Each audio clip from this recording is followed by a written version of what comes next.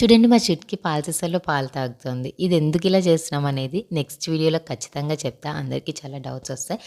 And మా daddy ఎప్పుడు అంటారు, ఇంట్లో ఏ పెట్‌ని పెట్టినా కూడా చాలా ఓపికతోటి చంటి పిల్లల్ని చూసినట్టు చూడాలి అంటారు.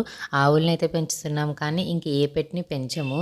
ఎందుకంటే వాటి ఫీలింగ్స్‌నవి మనకు అర్థం చేసుకోవడానికి అవ్వదు కదా! అందుకని చెప్పి మా డ్యాడీకి భయం. ఆవుల మీద ఎక్స్‌పీరియన్స్ ఉంది కాబట్టి పెంచుతున్నారనమాట.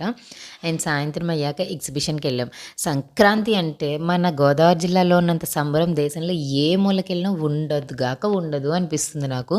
అండ్ ప్రతి ఇయర్ నా చిన్నప్పటి నుంచి పెడుతున్న ఎగ్జిబిషన్ అయినా సరే, ఈసారి మళ్ళీ వెళ్ళాం. ఎందుకంటే ఆ పిల్లల కోసం పిల్లలు ఎగ్జిబిషన్ అన్నారని తీసుకెళ్ళాం. నేను చిన్నప్పటి నుంచి ఒక్క రైడ్ కూడా ఎక్కను. నాకు చాలా భయం. అండ్ ఫస్ట్ టైం నేను జెయింట్ వీల్ అభి బలవంతంగా ఎక్కిస్తే ఎక్కాను. అండ్ ఎలా అరిచానంటే అందరూ నన్ను చూసి నవ్వటమే.